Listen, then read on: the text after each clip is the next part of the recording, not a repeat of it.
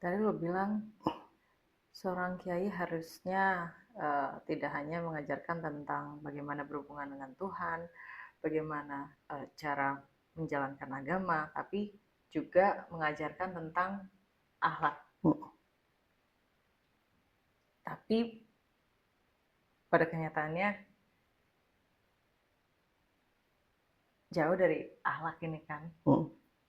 Nah, apa sih yang membuat orang yang mendengar itu akhirnya jadi simpang siur gitu tentang mengerti akan akhlak gitu, menyampaikan hal yang benar tapi kenapa jadi nggak benar, atau menyampaikan hal yang seharusnya kenapa bukan jadi kesadaran tapi jadi ketakutan gitu, melakukan sesuatu akan dasar takut gitu. Karena gini, rata-rata orang yang merasa agamanya dalam atau rata-rata orang yang merasa dekat dengan Tuhan pada prakteknya hanya bisa menghakimi.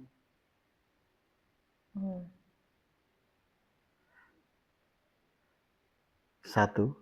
Yang kedua, hanya bisa menceritakan upah ketika berbuat baik. Ya. Nah, sedangkan menurutku tujuan kita bertuhan dengan cara beragama untuk menjadikan kita itu berakhlak. Otomatis itu. Bagaimana kayak Allah agar aku ini berakhlak? Beragamalah dengan baik dan benar. Patuhilah seluruh yang diperintahkan di dalam agama itu.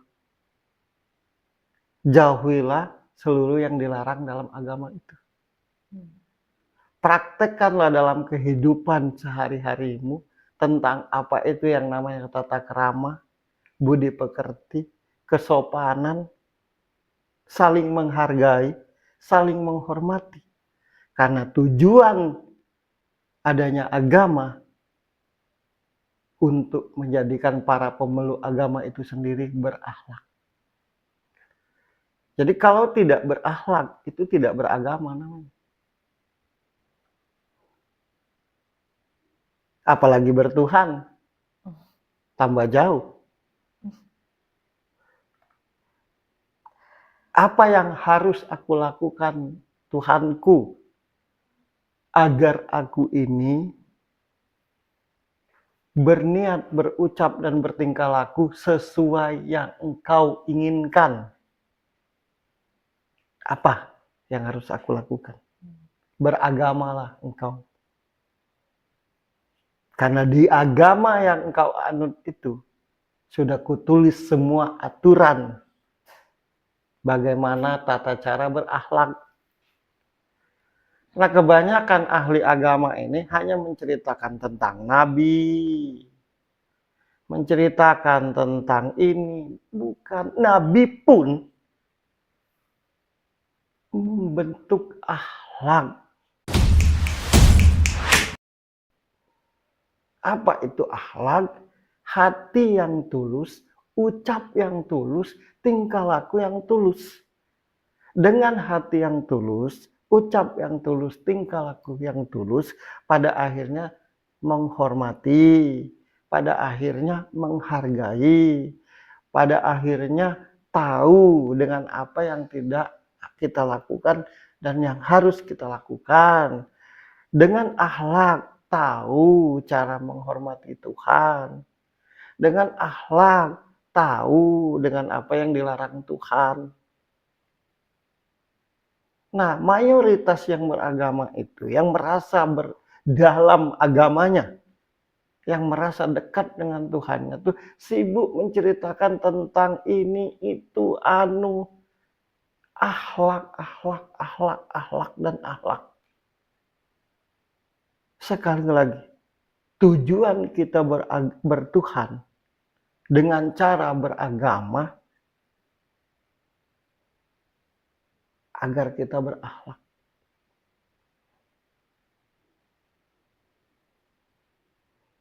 Tuhan, sangat berat bagiku ini untuk berakhlak baik.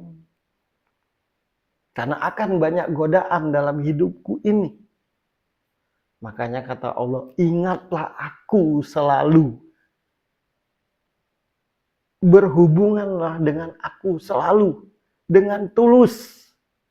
Dengan benar-benar.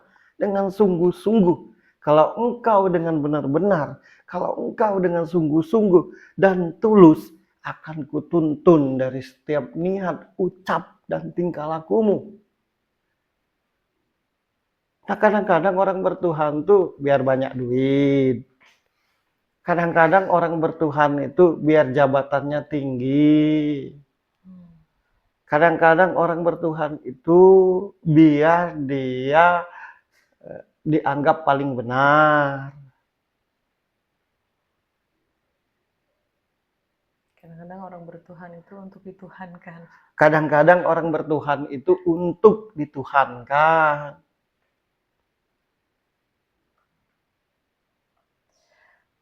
Makanya jadinya seperti ini. Yang harusnya ngayomi malah nyabuli. Nah, kenapa kecenderungan kasus nih Lebih di kepada pondok pesantren ini lebih kepada kepelecehan seksual?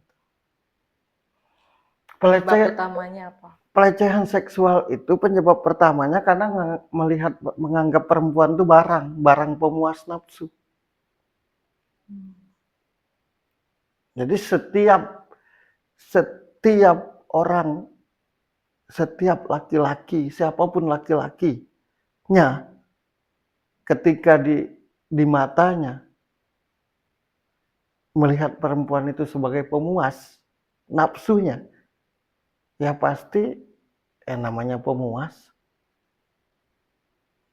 Tapi kalau melihat perempuan itu sebagai makhluk Tuhan yang bisa dijadikan teman, yang bisa dijadikan tempat bercerita, yang bisa dijadikan tempat untuk semangat hidup, yang bisa dijadikan tempat untuk berkasih sayang, ya tentunya pelecehan itu tidak terjadi. Siapapun yang melakukan pelecehan seksual itu tandanya dia menganggap perempuan itu barang. Menurut yang lo rasakan nih, apa yang membuat banyak, kan korbannya banyak santriwati, apa yang membuat mereka ini seakan tidak bisa menolak ketika sedang terjadi hal itu? Ya karena ditakut-takuti. Atau berkata, petunjuk yang kudapat engkau harus kutiduri. Petunjuk yang kudapat kalau patuh dengan kiai masuk surga. Yang baru belajar kan nggak ngerti, ya nurut-nurut aja. Gitu ya modusnya. Ya iyalah, apalagi.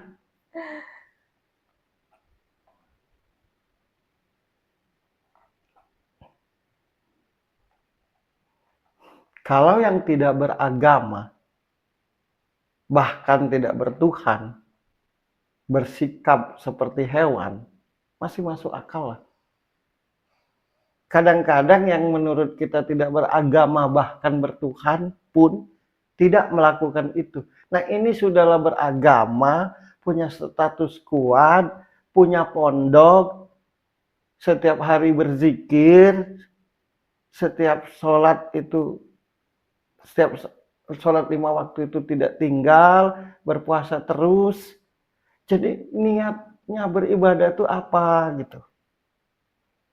Begitu ngelihat perempuan dikit, oleng. Sekali lagi dengan tegas ku katakan, siapapun yang melakukan pelecehan seksual itu karena melihat perempuan itu barang pemuas nafsunya. Tapi kalau melihat perempuan itu tidak seperti barang, pasti tidak akan melakukan itu.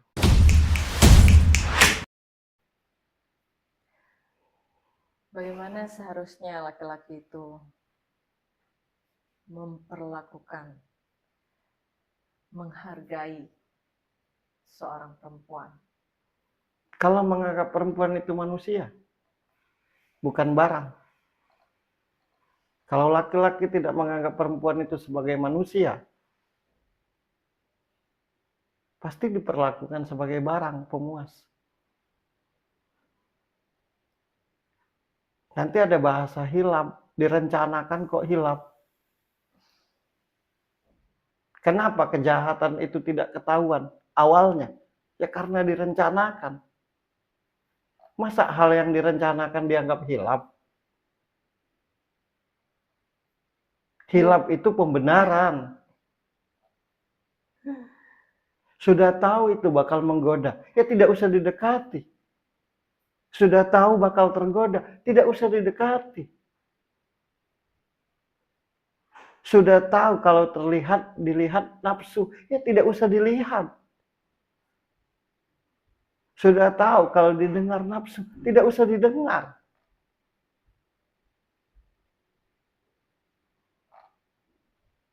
Berhentilah ngomong tentang hilap.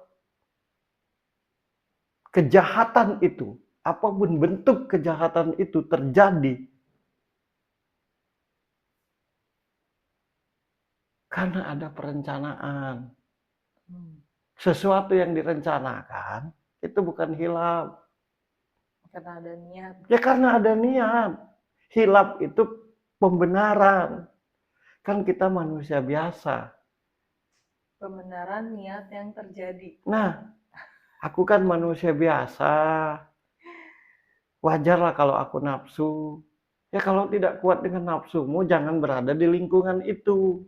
Agama mengajarkan itu.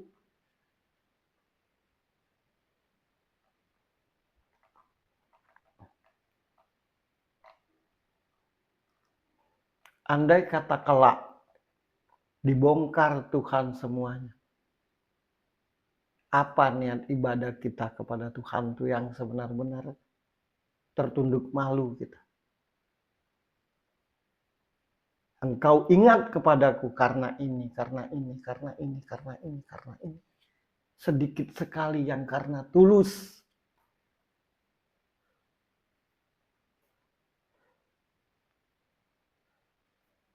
Kenapa orang berlomba-lomba sedekah? Karena kalau sedekah 10.000, munculnya 100.000. Munculnya 100.000 aja tidak bersedekah, apalagi tidak muncul. Tuluslah di dalam bertuhan. Tuluslah. Pasti tertuntun dan terbimbing.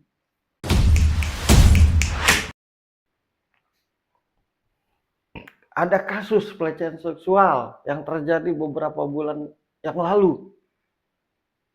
Kemudian bulan ini terbongkar. Begitu terbongkar, yang melakukan kejahatan itu dengan tegas berkata hilap. Sesuatu yang tidak gampang terbongkar itu karena direncanakan dan diatur. Jadi berhentilah ngomong dengan hilap. Kalau sudah diazab Tuhan, habislah dunia ini, nah baru tahu. Terlalu banyak kebohongan.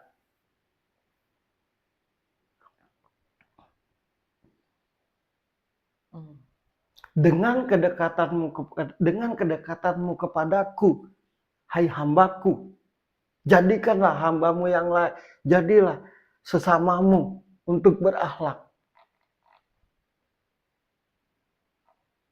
Dengan pemahaman agamamu, hambaku, jadikanlah sesamamu untuk berakhlak.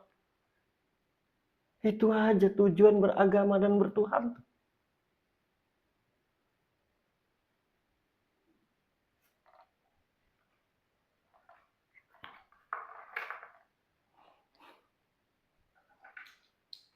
Kiai-kiai yang melakukan pelecehan seksual ini sangat fasih Arab. Artinya bukan karena kefasihan Arab kita tuh berakhlak.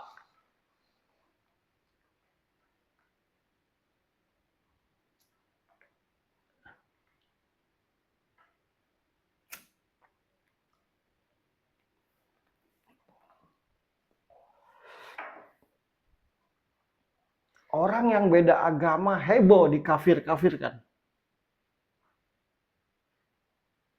Terjadi pelecehan seksual ini biasa aja.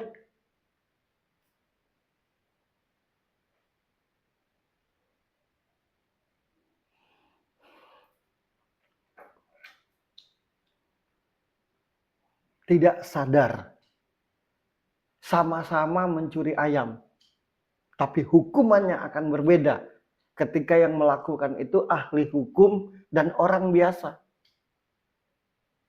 Ahli agama dan orang biasa, walaupun kesalahannya sama, hukumnya berbeda di mata Tuhan. Kalau tidak pada tempat yang seharusnya, ahli agama itu pada akhirnya puntungnya neraka. Ya seperti ini. Ini puntungnya neraka.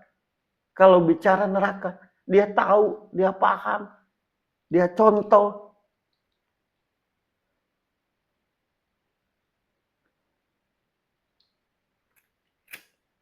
Yang memalukan itu pelecehan seksual. Ada yang hamil kan? Bawah umur.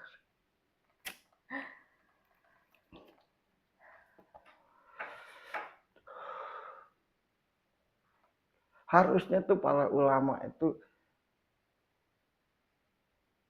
sholatlah kamu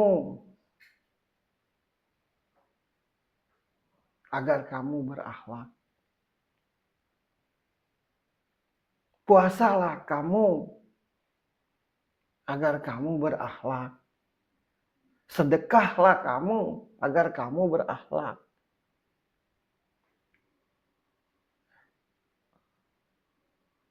Ingatlah dengan Tuhanmu dimanapun engkau berada, agar kamu menjadi manusia yang berakhlak. Ini tidak, sholatlah kamu nanti begini. Kalau kamu tidak sholat, hukumannya begini. Itu aja nggak udah-udah. Tapi tetap akan ada pelecehan begini. Sekali lagi dengan tegas ku katakan, tujuan kita beragama, tujuan kita beribadah kepada Tuhan itu, supaya kita ini menjadi hambanya yang berakhlak. Itu aja tujuannya. Dan kalau manusia itu dengan beragama menjadi berakhlak, itu sudah bisa dipastikan dia beragama dengan baik dan benar.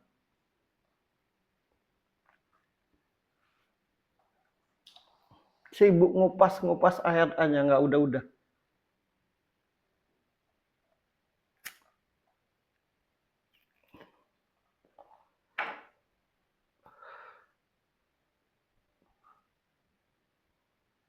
Padahal di mana-mana berkata bahwa Rasul itu diturunkan ke muka bumi ini untuk menjadikan umat-umatnya berakhlak.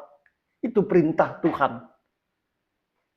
Kuturunkan engkau ke muka bumi ini, hai Rasulku, untuk menjadikan hamba-hambaku, hamba-hamba yang berakhlak. Apa itu akhlak? Baik kepadaku, baik pula kepada hamba-hambaku. Hormat kepadaku, hormat pula kepada hamba-hambaku. Tulus kepadaku, tulus pula kepada hamba-hambaku. Dengan Tuhan baik semua. Dengan manusia caci maki.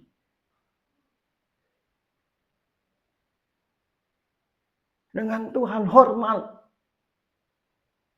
Dengan sesama melecehkan. Habluminallah itu untuk habluminanas. Hubungan kepada Allah itu untuk supaya hubungan kesesama itu baik. Baiknya hubungan kita kepada Allah untuk supaya baik juga hubungan kita kepada sesama. Nah ini kepada Allah saja. Kepada sesama tidak melecehkan, mengkafirkan, menghakimi, mengadili, menyudutkan, mencemooh, menghina. Ini ujian Tuhan. Sudah tahu ujian Tuhan, makanya berhati-hati.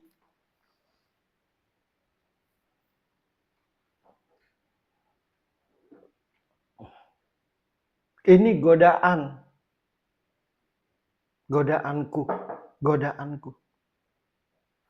Karena aku ingin menjadi hamba yang baik. Jauhi.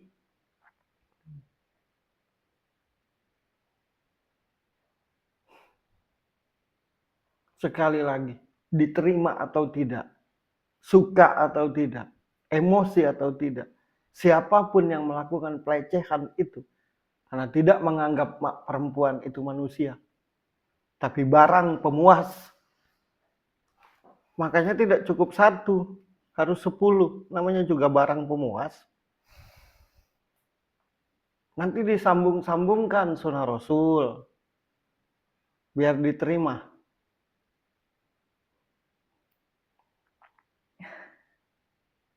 Kebenaran yang benar itu, ketika kebenaran itu sampai, tidak merugikan yang lain.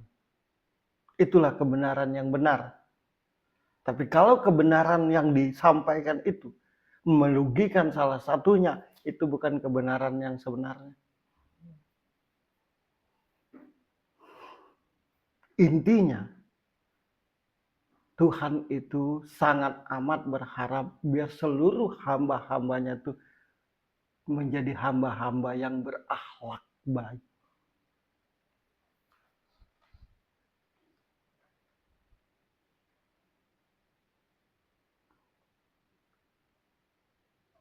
Salah satu contoh Apa? Kiai Zainuddin MZ. Ya, itu yang yang masih aku, bisa didengar, yang aku rasa. masih bisa dicari. Seorang manusia itu tidak mungkin sempurna. Ya. Tapi dominannya. Yang terjadi ini tidak seperti itu sekarang ini. Aku punya golongan ini, golongan itu salah. Aku punya golongan ini, aku punya golongan itu, golongan ini salah. Pelecehan seksual ini tahu nggak? Cerminan daripada ibadah mereka itu sesungguhnya kepada Tuhan itu apa? Karena kalau benar-benar bertuhan, tidak akan terjadi hal seperti ini. Aku ini tidak baik, akan kujadikan baik, kata Allah, kalau engkau sungguh-sungguh kepadaku.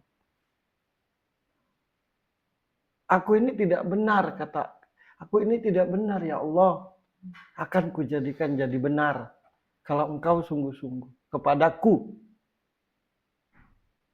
Aku ini pemarah ya Allah, akan kujadikan penyabar, kalau engkau sungguh-sungguh kepadaku. Aku ini tidak bisa menahan nafsuku ya Allah, akan kujadikan bisa mengontrol nafsumu kalau engkau sungguh-sungguh kepadaku. Nah, tanyakan di hati kita ini, sungguh-sungguh kita dengan Tuhan atau tidak? Sama aja, perempuan tuh sama aja. Zaman dulu dan zaman sekarang. Cuma dianggap barang pemuas. Makanya kalau ketemu yang cantik dan seksi heboh. Ketemu yang biasa aja dan tidak seksi,